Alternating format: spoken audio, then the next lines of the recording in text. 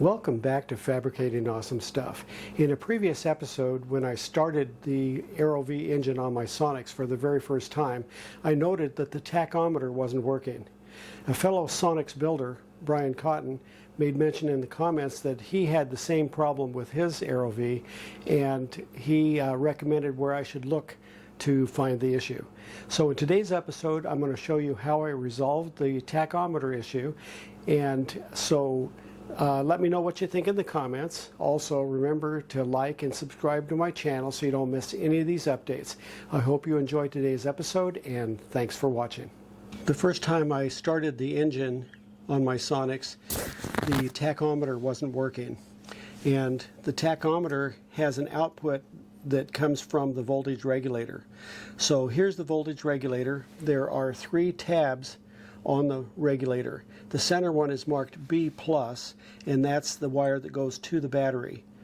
The other 2, the outside lugs, are each marked AC, and there are 2 white wires coming from the alternator, and it doesn't matter which of those 2 tabs you put those white wires on. They can go on either one.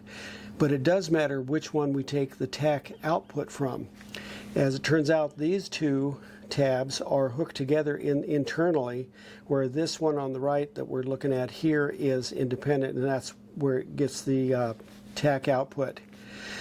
So I had a 50-50 chance of getting it right because you can't see in here, and originally I had this tach output on this lug, and I just switched those so that it's on the correct lug now, and the tachometer works perfectly. Also, the charging system on this aircraft is very similar to the old generator system that you would see on an older automobile, where the rate of charge is based on how many RPMs the engine is turning. So the more the RPMs, or the faster it's running, the more the charge rate, and the slower it's running, the lower the charge rate.